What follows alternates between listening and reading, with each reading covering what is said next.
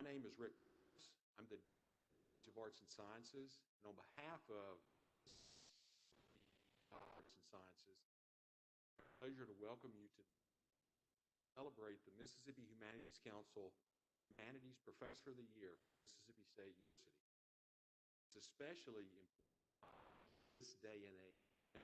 Oftentimes, colleges of arts and sciences are looked at as a bit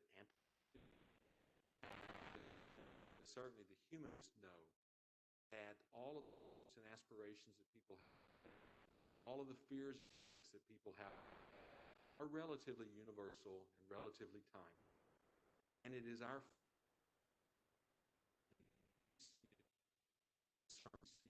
today, our recipient of this award is one who understands this so very well.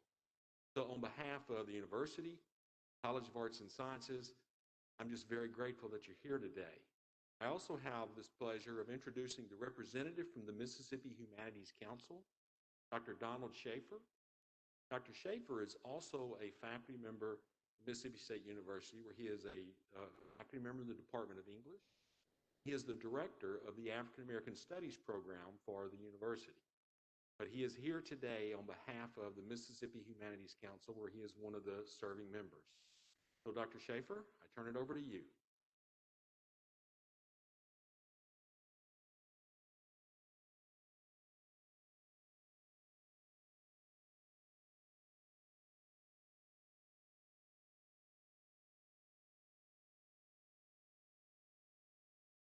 Greetings and thank you for welcoming me to campus today and to the Riley Center. I have a file, so it's great to be back. As Travis pointed out, I'm a member of the Humanities Council, who sponsors the Humanities Teacher Award. I have the privilege of presenting that award today. The Mississippi Humanities Council is pleased to honor Dr. Toby Bates, Associate Professor, History, for his outstanding teaching at the Meridian campus of Mississippi State University. Every year, we recognize a Humanities Teacher Award winner at each of our state's colleges and universities. The awardee is asked to present a lecture on a humanities-related topic of their choice and receive a cash award. And this year, will be publicly recognized for their achievement during our virtual awards gala on March 26th.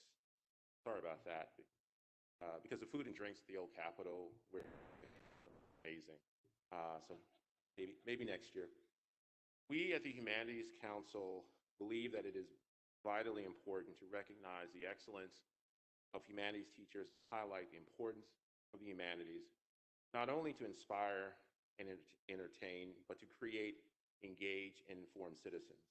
At the Mississippi Humanities Council, we believe that the humanities are for everyone, a sentiment I believe echoes talk. And this is true for both students here at Mississippi State and for folks here in Meridian across the state. The council is an independent, nonprofit organization supported by the National Endowment for the Humanities, as are all state humanities councils across the country. We are also supported by grants and donations from private foundations, corporations, individuals. The council in turn supports and develops a wide range of programs across Mississippi that help us explore our rich history and culture, create opportunities for Mississippians to learn about themselves, the world, and enrich community civil conversations by promoting lifelong learning in our community. About all of you to join us in this work, please visit our website, mshumanities.org, or follow us on Facebook, Twitter, and Instagram to learn about us and our program. This year's honoree, Dr. Bates, congratulations and thank you.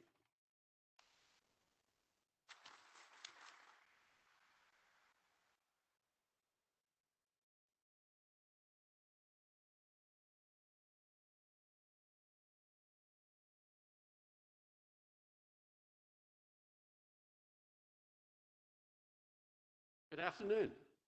My name is Richard Dams. I'm the head of the Division of Arts and Sciences at Mississippi State University Meridian. And it's my honor to introduce our speaker this afternoon, Dr. Toby Bates. Dr. Bates received his bachelor's degree, master's degree, and doctoral degree in history from the University of Mississippi. Nevertheless, despite that inauspicious beginning, he joined the faculty at MSU Meridian in 2008, where he is currently an associate professor of history. Toby specializes in 20th century US history, Cold War, and Latin America. He's also developed some unique course offerings in recent years, sometimes taught with his friend and colleague in biological sciences, Jared Fogarty. These courses have included topics such as Godzilla and global warming, and the infamous bad meat and Bigfoot. The Meridian Star featured an article about bad meat and Bigfoot, beneath which was a picture of Dr. Bates and Dr. Fogarty, which led to the inevitable question, who is bad meat and who is Bigfoot? Dr. Bates has won several teaching awards. He's won the State Pride Award. He's the author of a well-received book on Reagan, the Reagan Rhetoric, History and Memory in the 1980s. And he's currently working on a biography of Civil War General Benjamin Mabry Prentice. It's my honor and privilege to introduce my friend and colleague, Toby Bates.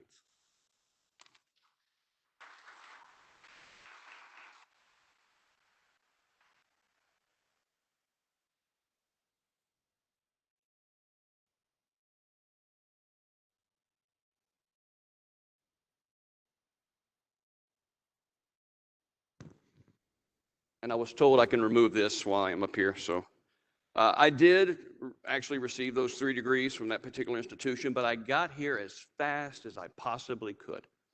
And thank you, Dr. Dams and Dr. Travis, Dr. Schaefer for that welcome. And again, thank you very much for those who are here on a very cold and rainy day in Meridian, as well as those who are watching us through technology. I first and foremost want to thank 2 people that I want to mention, Michael Namorato and John Neff. They were my mentors at the aforementioned college. We lost John about a year ago, and simply put, I would not be standing here if it wasn't for those 2 gentlemen. And so if I can do half of what they did for me, I will consider my career a success. And so I wanted to start with that this morning, or this afternoon rather. And it's also, I also want to mention that as an historian, we're much more than just dates. We're much more than, someone taking care of dates. And that's good because apparently I got the wrong date on the, I was told by several people I had the wrong date on the banner up here. So, but that's my granddaughter. So I thought instead of doing a history talk, we could just talk about my granddaughter today if you'd like. Questions about my granddaughter. Today is Dr. Seuss's birthday, and of course she's wearing the Dr. Seuss hat. But my thanks in all seriousness to the Mississippi Humanities Council, my friends and colleagues at Mississippi State University, specifically the Meridian campus. You could not ask for a better atmosphere for academic success.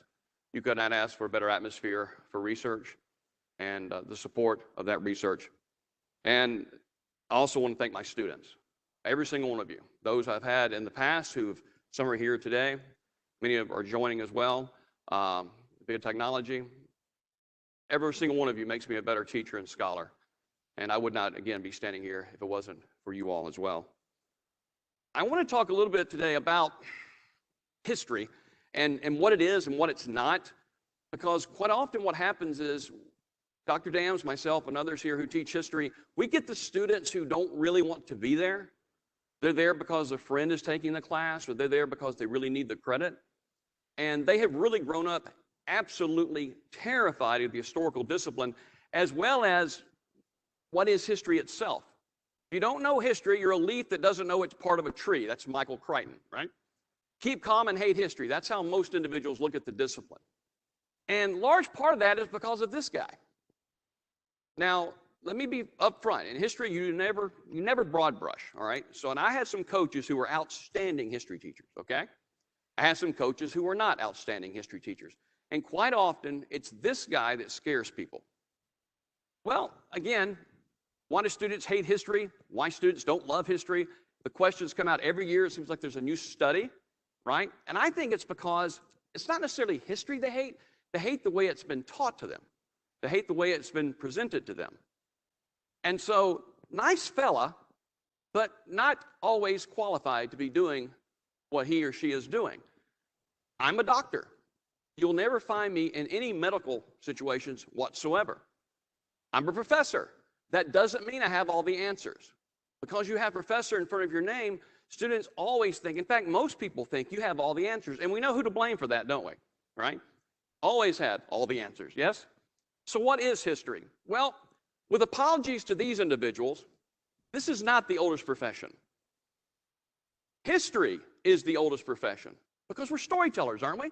I'm sorry, I have to walk and talk, right?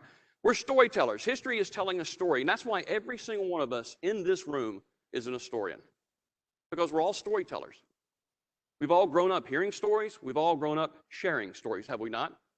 I learned how to tell a story by my grandfather, Joe Montgomery. Railroad man, submariner in World War II, could tell a story like nobody's business. And we're also built to receive information, the old 2 ears, 1 mouth thing. And it was my grandfather that taught me. He called me Toby Boy to the day he died. And he said, Toby Boy, I never learned anything while I was talking, right? Which his sign for me to hush, right? And all good stories have a beginning, right? 1865, if I'm teaching a class that begins in 1865, I don't start in 1865. I want the student to relate to the subject. I'm trying to put them inside the shoes of the individuals who were alive in 1865. So I'll go back and I'll talk about 1840 and 1864. I want them around the age they are at that moment when they're in my class, 22, 23, 24 years old. I want them to have the kind of memories they would have if they were that age in 1865. So all good stories have a beginning. I grew up with this one. Some of you grew up with this one, right? Most of us grew up with this one. But all good stories have a beginning. And this is an example I use in class. I'll ask students, I'll say, who in here absolutely hates history? And they'll be a smattering of hands. And I'll ask them, do they watch a television program? And quite often, many of them will talk about watching The Walking Dead. There's still people who actually watch that, even if you wipe out all the people who aren't on there anymore, all right? And so I say, why do you like The Walking Dead? Well, it's got heroes, it has villains, it has champions, it has losses, it has failures. It's got surprise, it's got fear, it's got failure. That's history. We do it every single day. So, and don't tell me we don't get worked up over our TV shows, right? You remember this? I never watched this program. I have no idea what was wrong with the last season of this program. But apparently a lot of the fans were upset about the last season. They were so passionate about these characters who they cared about and what was being done to them. Apparently this happened as well with Ghostbusters and even Star Wars, right? Now that's getting kind of close to my generation, right? Luke's belt went a little higher as he got older. I recognize that, right? But personal memory can be tricky. And so that's me in the middle there with two of my friends, Eddie Enlow and Frank Raines. And after 30 years, we got back together when they brought the old Star Wars gang back. So my point to my kids and my students is if we can be this passionate about fictional characters and have those reasons that we're that passionate about those fictional characters, why can't we do the same thing about history, right? And then introduce them to history and memory. Because this is something else every single one of us deals with every single day. And introduce them to the idea that most of what we remember is incorrect. A recent study was done, as you see here, that said that most people, about half, remember events that never really happened. You don't believe me? Think about the last family reunion you went to, right? And your dad and your uncle start telling that same story they tell every year, right? And they always tell it wrong even though they were both there. Memory can be a tricky thing, and memory is a very tricky thing when you apply it to history. And we're seeing a lot of that going on right now. And we're seeing a lot of the history that we have in this country boxed up, torn down, thrown away. That's dangerous, folks. That's very, very dangerous. We have moments in our lives where we made, personally, terrible mistakes as individuals. We did things and said things we wish we could take back. But that pain taught us something, didn't it? It taught us what not to do. Getting through it taught us how strong we are. But we certainly want to be defined by that. Every time we see someone, we don't want them seeing that and identifying us solely by that one bad moment. Why in the world are we doing it with the history of our country? This is the greatest country on the planet, all right? It's the only country in the world where anybody can become a citizen of the United States and you become an American. One of my favorite things I've ever heard about this country is that we're the only country in the world where the poor people are fat. I've never thought of that before, right? Here I stand, all right? This country, as great as it is, has made some horrible mistakes. It sometimes continues those horrible mistakes. And those need to be drug out and identified and learned from. But we don't need to base our entire summation on the United States on that particular one event, that one particular individual. We don't want people doing it to us. We shouldn't do it to our country. That history memory can be tricky. It can be very tricky. So I introduced my students to two individuals. Some of you might recognize this guy. His name is Pierre Nora. He's an historian, and he has an idea called lieux de mémoire, sites of memory. And breaking it down, sites of memory means exactly what it's talking about. Locations of memory, yes, but also how different traditions, not just different locations, different objects, different feelings can become infused with memory. So it can exist practically anywhere. This was taken in 1874. This is Custer, back before he had a really bad day, in 1876. This is a grizzly he's killed. You can go to that same cliff face today. Gettysburg, you can go to the same location today. This is one thing I push my students to do. Sometimes you can happen. Modern Boulder, old photo. Sometimes you can't go based on the building of dams and things such as that. A beach, World War II, the same beach today. And through technology, we can mail these photos. This is one thing I do with the students, and because I want them to think about their history and their memory, and I want them to go to locations where they're surrounded by history, just like being inside this opera house today. We are completely surrounded and infused with memory. This is a site of memory. An Amazon delivery at the top of the stairs where a German soldier died during World War II.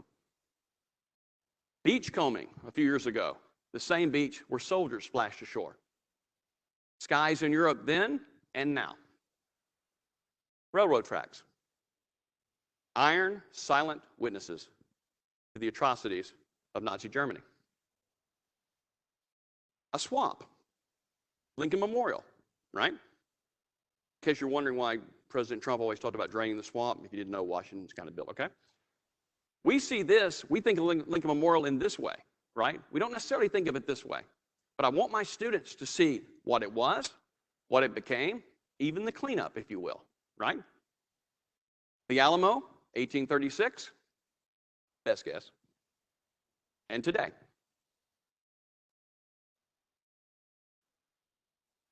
A grocery store in Money, Mississippi. And today. Where a 14-year-old young man came down from Chicago and ran face first into the norms of Mississippi in the 1950s. This is one I made for my brother. This is actually my older brother. He's 5 years old. This is the porch of my grandparents' house. And again, using a very cheap phone app, I was able to put the photographs together. So this is what I'm doing when I'm introducing the idea of sites of memory. I'm talking about infused moments, infused locations, infused traditions and beliefs, and that they do it every single day. What I start doing on day one, and that's what you're getting today, is basically what I go after the students with at day one, yes? And that is to get them to think about history differently. Because if they think about it differently in the classroom, they'll think about it differently outdoors. They'll think about it differently in their life. Then I bring in another French guy, sociologist, Maurice Halbach. And Maurice gave us the idea of collective memory. And he basically told us two things happen, right, in collective memory. We tend to remember under the influence of the present, and we tend to remember the good over the bad, the idea of nostalgia. If you don't believe me, have you ever been to a funeral where they broke out in applause because the person was dead? No. You're remembering that moment. You're remembering that individual, right, under the influence of the present. You remember the good over the bad. This can be tricky, though, because it also blinds you as well, right? Depends on who's doing the narrative. So under the influence of the present, we have collective memory. Remember the good over the bad, which is nostalgia. Example I always ask the students in class, because it's a Mississippian, I say, tell me about Elvis Presley, and I'll just point to a particular student. And I'll hear King of Rock and Roll, right? Was singing some songs that had been sung by black artists for years. Hollywood actor. I generally get one of these three Elvises. I don't get this one so much. And when I show them this one, many students, even who know Elvis Presley, do not know this one because first Graceland Enterprises and then later Elvis Presley Enterprises has worked very, very hard so the collective memory does not remember the Elvis of 1976 and 1977. So corporation, controlling memory, controlling what you see, controlling what you purchase, controlling what you hear, controlling what you buy, right? Again, getting the students to think about history in a very different way. Elvis's home is the second most visited in the U.S. behind the White House, and he's still making lots and lots of money, even though he's been gone longer than when he walked the earth. I then introduced the students to this idea of deviant memory, because that's one of Hallbox's as well. The deviant memory runs counter to the collective. It disagrees with the collective. It's generally much, much, much smaller, and without the introduction of new evidence, it does not have the power to change the collective.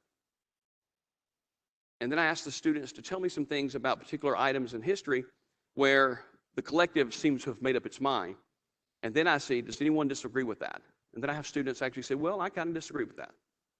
And that's the deviant memory. And the example I give them is Harry Truman. President Harry Truman left office, wasn't real popular when he leaves office in early 1953. As you can see, most of the polls had him around 32%. But what happened? Because today, Harry Truman is remembered as one of the most successful presidents we had, if not of the 20th century. And so what we talk about in class is we talk about how the ending of the Cold War opened up new evidence, the Venona files. We talked about Merle Miller's plain speaking, the audio interviews he did that were later published. We talked about Give 'em Hell, Harry, the one-man show. We talked about David McCullough's book. And now Harry Truman is remembered quite often as one of the top 5 or top 6 presidents of the United States. And if you had gone back to 1953 and you had said, hey, Harry Truman's going to go down as one of the best presidents ever, people would have looked at you like you were crazy. Because the collective memory had judged him a failure. He fired MacArthur. He's letting the Soviets have the run of Eastern Europe. And Western Europe if we're not careful. He's losing in Korea. The deviant memory, however, said, no, what Harry's doing is right. History will prove him right. And what's happened is new evidence, as I said, has come out, and now the deviant memory and the collective memory have switched. Now, I'm not expecting you to remember any of this, just like I'm not expecting my students to remember any of this on the first day. What I'm trying to get them to do is exercise those intellectual muscles around history the way they never had before. And like any muscle, sometimes it cramps and it hurts.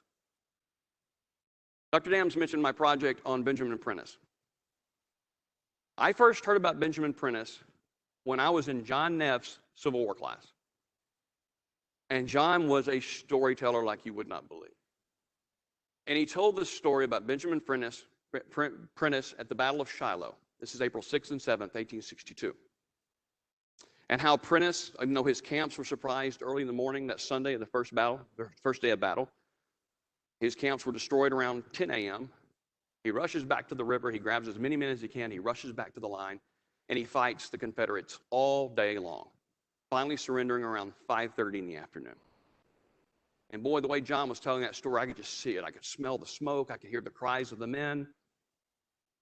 So I left class, and I went over to the library. I couldn't find a book on Prentice. That surprised me. Think about the Civil War books you know of. Think about a bookstore, right? They have the what? The history section, and then they have what? The Civil War history section, right? It's extremely popular, especially in this area. I couldn't find a single book on Prentice. I got on some databases. I couldn't find a single article on Prentice. And I was stunned. If he had done this amazing thing, why wasn't there any books focused just on him? I went and looked at all these books on Shiloh that had been published since the 1950s. And every one of them was talking about Prentice was the hero of the first day of Shiloh. Camps were destroyed in the morning. He gathered a bunch of men. He raced back to the line, and he held the Confederate line up. But I couldn't find a single thing on him, right? Now, here's Prentice in 1861. This is Grant and his generals, right? These are all the Union guys, so to speak. And you can see Prentice back in the back there. Not the best of seats, but he's at least reckoned. Man of some notice in 1861. And as I mentioned, the Battle of Shiloh in 1862. And you can see Prentice. I don't know if my laser pointer will. Yeah, it kind of worked there. All right. You see Prentice here, right? And if I just run through the day, you watch him, he is eventually surrounded. And then by 5:30, he surrenders. If he had done this great thing, I thought to myself, if he's recognized in all these Civil War histories, I thought to myself, why isn't there anything on this man? Because everybody wants to be remembered. Everyone wants to be written about. And he lived till 1901. So I kept digging. And what I found was a narrative that speaks to our students today.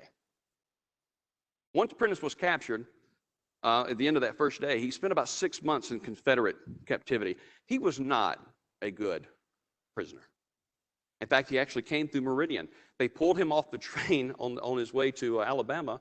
They pulled him off the train because he was a Union general. They marched him. He was the head. He was the very front of a parade right through the streets of Meridian as people jeered him, and he called people in Meridian pits of vipers and such as that, right? And again, you can learn more about that in an article I had published a few years ago. Why wasn't there anything on this man if he was so famous, right? Well, here's what happened. Remember, he's captured at the end of that first day, okay? Newspaper accounts of the battle that came out after that first day had Prentice captured, right, in the morning. Notice, they surprised General Prentice's brigade, which they did, at 5 o'clock on Sunday morning, which is true, taking 2 regiments prisoners and capturing the general, which is true, at 5:30 that afternoon. But the newspapers took the destruction of his camp and the capture of the general and pushed them together. And before long, those newspaper stories made it into the early histories. Prentice is released after 6 months in Confederate captivity. He tries to get a command from Grant. He realizes his reputation is ruined. Ulysses, they've got me captured in the morning. They've got me captured in the morning in my underwear in my tent. Grant really has nothing for him to do, so he sends him to Helena, Arkansas, where he wins a great battle in July of 1863 against Confederate forces. And he thinks, finally, I'm going to be redeemed. People are going to remember me correctly. The problem was his victory at Helena was on July 4th, 1863. There's something called Vicksburg happened the same day, and 3-day battle, 51,000 dead at Gettysburg. I just ended the day before. Prentice gets angry, he quits, he goes home, and he basically sulks until 1901. But he had been labeled by the newspapers and by early history books a coward, derelict in his duty, captured in the morning. Because of these false stories in the 1860s media and later early histories, his marriage fell apart, his daughter committed suicide, he died penniless. That's a story that people can relate to today, folks. It involves bullying. It involves political peer pressure, because he was a political general, he wasn't a West Pointer. It involves officer culture. Prentice was a proud supporter of using black troops. He got a lot of heat for that. It involves race. These are elements that speak to our students today. So the early histories, as I said, they simply repeated what the newspapers said. Then it was that General Prentice, having succeeded in making a stand for a time and having been left unsupported on the field, was encompassed by the enemy. A wall of bayonets closed around his men. 3 regiments, having laid down their arms, were marched towards the rear of the enemy. It was now 10 o'clock, meaning in the morning. So, books on the Civil War published during the war, 3 got Prentice's story right, that he fought all day. 13 got it wrong. And in fact, in 1865, another grand painting was put together of all the Union generals of note. Prentice is nowhere to be seen on this because he's been judged a coward, derelict in his duty, a failure. Nobody wanted to talk to him after the war. Nobody wanted to look at his papers. Nobody wanted to interview him. 37 books wrong. First 10 years after the war, only 8 books got it right. History had judged Prentice done. And no matter what he did, he could not get that narrative changed. We had learned everything we had learned about Prentice. We had labeled him, we put him in a cabinet, and we were done with him. That's dangerous. That's what we're having happen today in some aspects of history. It's no different than saying, I know everything there is to know about this, put it in the cabinet, close the door, done. Folks, there's always another page to turn. There's always something else to look at. Thankfully, primary source evidence, which I introduced to my students, evidence not about the time period, but of the time period. Finally, primary source evidence began to correct the record by the 1880s and 1890s. Battle and leaders, the official record of the War of the Rebellion, reunions, Grant's own memoirs that he finished just before succumbing to throat cancer, finally begin to turn. And as you can see, from 1876 to 1900, 11 books got it right, 10 books got it wrong. And after that, subsequently, the vast majority of books got the story right. So why couldn't I find anything on Prentice when I left John Neff's office that day? I left that classroom. I couldn't find anything because for those first 30 to 40 years, when all the evidence was being collected and historical judgments were being made, he was deemed forgotten, a loser, a nobody, derelict in his duty. We don't need to learn anything about it. No more teaching moments for Benjamin Prentice. Now he died in 1901, as I said. He finally saw the record begin to change for him. But I have him in a fist fight in the streets of Bethany, Missouri in the 1890s with a man who came up to him and said, you were a coward at Shiloh and you were captured in the morning. And Prentice braided his nose, right? This was something that haunted him his entire life. Does Prentice still receive credit for the hornet's nest? Shiloh shattering myths. Historians now today are looking at Prentice once again. But here's what's happened. My research has shown that Prentice did much more with his life, especially when it came to Republican politics and the supportive use of black troops, all right, than he's been given credit for. But because of collective memory and the sites of memory, as we approach the 160th anniversary of the Battle of Shiloh, which is next year, Prentice remains locked onto that specific site of 1862 memory, buffeted by a tug of war between collective and deviant memories. It happened then, it's happening now. And when I show it to the students, they get it. They start picking up on it. History becomes something more than just dates and old dead people. It's something they can relate to. It's something they can experience. Because General Prentice, when it rained, he got wet. When he didn't eat, he got hungry. My point is, he was just like us. Felt the same emotions, same triumphs, the same failures. Students can relate to that. So history and memory. I also introduced this concept of age to the students as well. That if you want to be remembered well in history, it's generally best to die young. Dying young is the best way to be remembered well. 42 with Elvis, Marilyn Monroe at 36, Dr. King at 39, James Dean, Robert Kennedy, and then John Kennedy. Students are amazed to find out that these individuals are this young.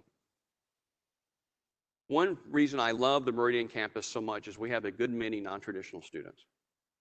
Students who are in the service, students who are police officers, first responders, who are coming back to college to finish that degree. And many of them are around these ages. And they, to a person, come up and tell me, I had no idea Dr. King was only 39 years old when he died, or when he was killed. 39. That's young. And I'm not just saying that because I'm 51, all right? 39. You see how they can relate to that? Because it's not a black and white photo in a book. It's a person with a story. And a story that has the same variables and the same elements as they do in their own lives. I also introduce the students to paradigm changes, ways of looking at someone differently, much differently than, let's say, mistakes made for a Civil War general. A few years ago, when Osama bin Laden was killed, more than a few Americans were upset when they found out that the code name he had was Geronimo. Geronimo by 2012, 2014, was seen as a noble warrior, fighting a change that was coming to his people, fighting an enemy, didn't understand. The last true war chief to be taken in 1886, only then because he allowed them to. So individuals were actually upset that Osama bin Laden had the code name Geronimo because he was so hard to find. And I show the students on newspaper articles from the 1880s and talk about the collective memory at these sites of memories. And if you had gone back to the 1880s and said, one day one of the greatest enemies of this country will be vanquished and people will be upset because his code name was Geronimo. Individuals who suffered at the hands of Geronimo and those who supported him. But now he's no longer a bloodthirsty, Apache, right? He's a noble leader doing the best he can in a world he cannot understand. How many students do you think we have every single day? They're in a world they do not understand, they're doing the best they can. This gives them agency, this gives them hope, this gives them a connection to history. Finally, a knowledge of history protects us from the very worst of today's media. Our students are buffeted every single day, right? Every single day. The example I like to show them right here is this one from Cheney. You remember years ago when Vice President Cheney had a hunting accident, shot a lawyer? Didn't upset a lot of people, I understand that, but at the same time, they didn't release the story right away. People got upset. Oh, we've never seen a vice president behave this way before. Can you imagine having a vice president that actually shot somebody? I like to tell them about Aaron Burr, Alexander Hamilton. And where did Aaron Burr go after shooting Alexander Hamilton? Mississippi. Why, right? It's a fun story too, right? Trial of the century. That's another media favorite, right? How many trials of the century can you remember that we've had? Right? We even have books now that just throw them all together. Worst president ever, worst economy ever, worst disaster ever, right? History, folks, doesn't make you apathetic to any of this, but it gives it a sense of place. And through doing that, it gives you a sense of place. It gives you a sense of identity. And through your identity, you have your power, and through your power, you have your freedom. You give up any one of those three, identity, power, and freedom, and the other two collapse. So what I hope I do with my students in the classroom is I tell them that history is a story, that we're all storytellers. History doesn't necessarily repeat itself. There are patterns, and there are lessons to learn from history. There's always another page to turn. There's always another rock to look over, another file to go through. Storyteller, historian, right? Play the best for last, though. All right? Okay? But this one right here. Recognize that? Ronald Reagan, of all people, in a movie called Hong Kong in 1952, looking for a golden idol, right? Wearing a fedora, leather coat, bullwhip, gun.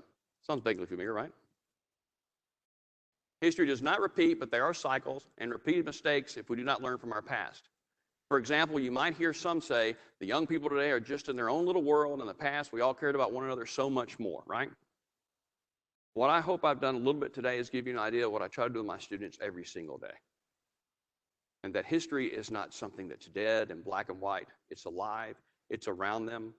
And when you hear something like this, realize we're going to be okay. We're going to be just fine, right?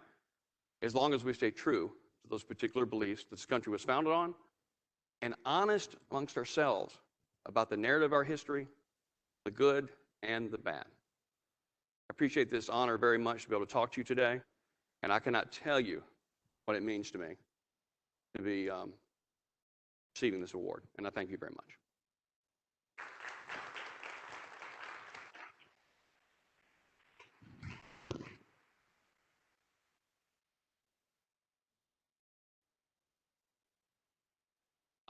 I will take questions if anybody has any.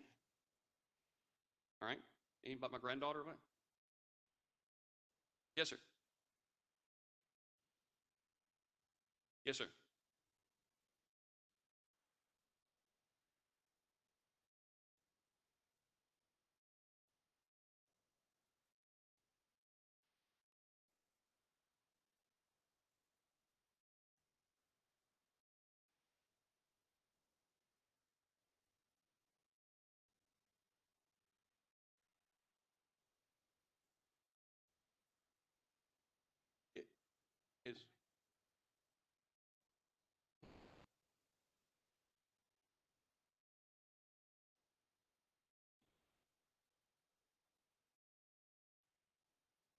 Oh no, no. I love to get. Let me turn this back.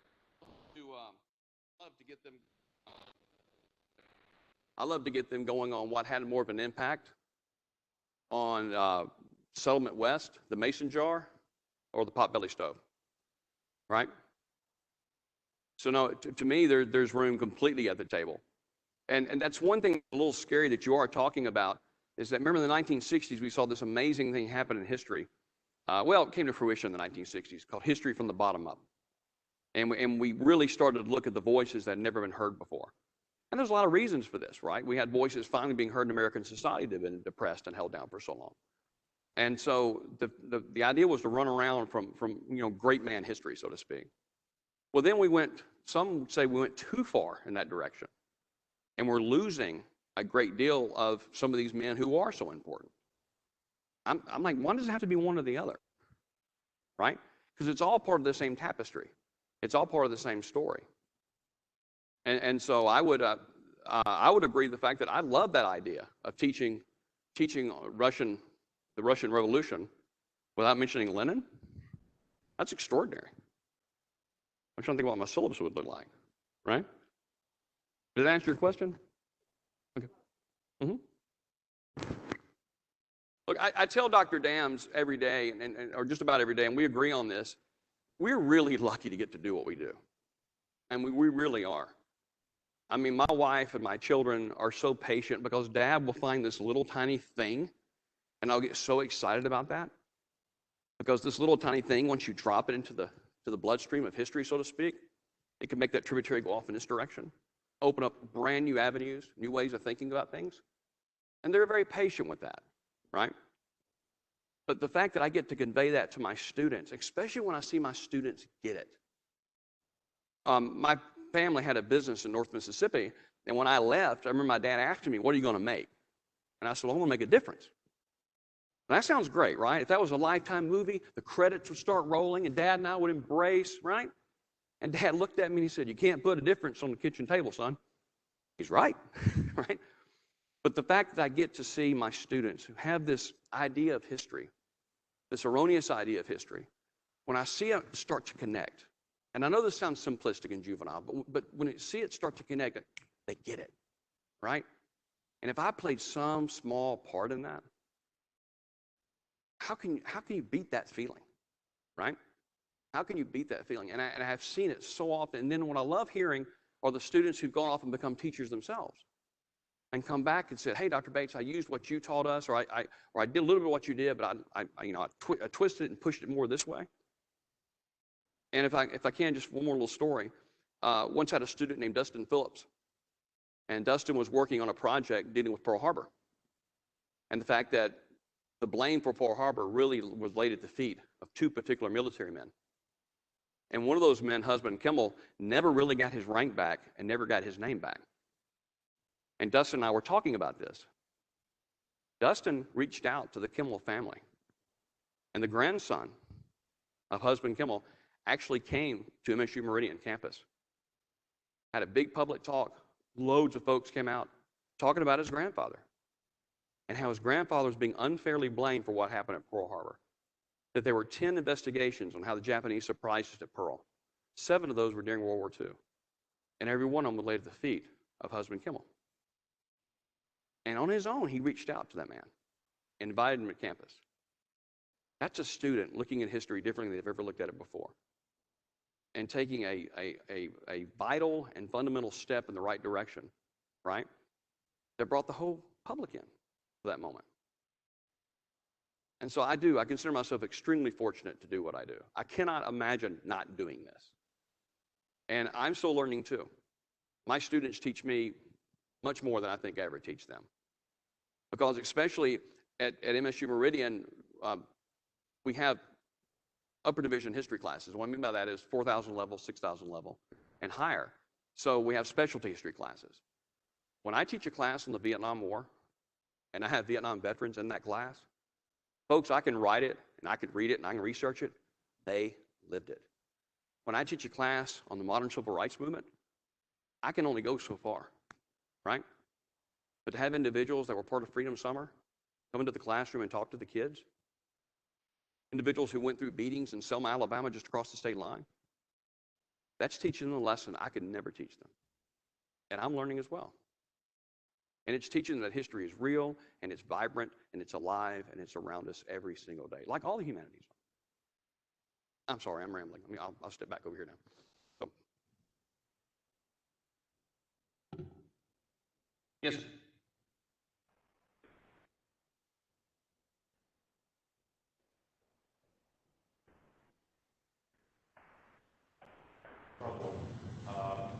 Part of the city council or work with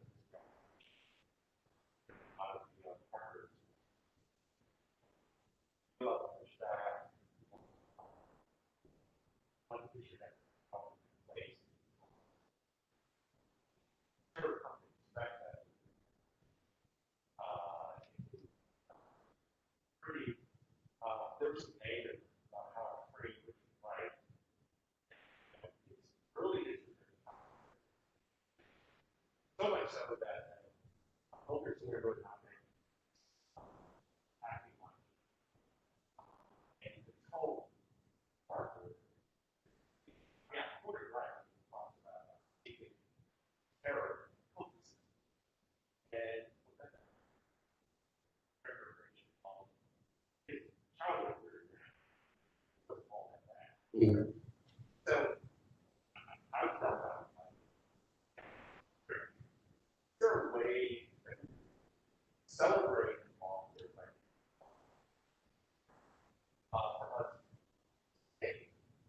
Without whitewashing, although the irony was that Parker library that was a place that white people. Yeah, so whitewashing erasure of struggle that they would black place that it's but they want to erase that almost without struggle with that they would not. It's a negotiation. It's almost like they want to have a negotiation. It's like they're going to take their medicine, but they want to take their amount of it and they want to take it their certain way. And that's why, again, when I started at the very beginning, talking about us personally, we've all made horrible mistakes, but they're the sum of our parts, right? And we don't want to be defined by that one mistake. We don't want to be identified. So when someone looks at us and who knows that mistake, and now that we wear that, we're a sum of all the parts. And I'm frustrated by that as well. I was frustrated that way with the flag debate, right? And the fact that and that was one of the first things I ever disagreed with my grandfather about, was the changing of the state flag. And this is back in 2001, right? And his reasons, I understood his reasons, I understood where he was coming from. But at the same time, I hate this phrase, but it is what it is, right? And so that is something I think time will take care of. And I know it sounds like a cop-out, but I really do think something that diligence and time and education is going to take care of as well. And we're adults. We can take it. We got big shoulders. We can take the whole story. Which I love your point about, the marker being where it is, where he couldn't be, right? And who better than he to know his own childhood, right? And so it can get prickly, but sometimes things that are good for us don't taste that good. Does that make sense? Especially initially, And so it's something that we wrestle with in this area, especially in the South. You're dealing with in civil rights or Civil War memory as well. But my whole thing is patience and diligence and listening, really listening to the people who were there. And if they're no longer with us, listening to their words. Who better than Richard, right? To know. And so that's the answer I give. And it sounds like a cop-out, I know, but honestly, it's patient and diligence and study, is the way I would look at it. I didn't know I want to talk to you about some of those. Some of those are pretty good. I like the way you phrase the, but we'll talk.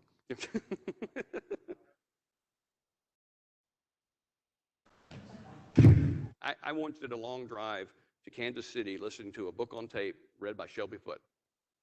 And great historical voice, but not for an 11.5-hour drive. I'm not knocking Shelby. He's got a great voice. He's got a great voice for audio tape, but not 11.5-hour drive. Yeah. Anyone else? Well, again, thank you very much, folks. Thank you very much for coming out this afternoon. Those that are beaming in through technology, thank you very much for this great honor. Thank you.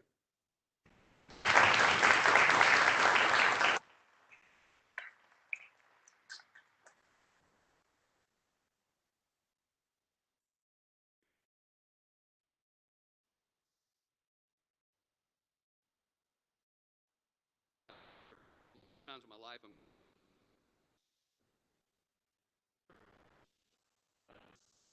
Officially with Humanities Teacher of the War. Congratulations, Toby. Very proud of you, and this is very well done.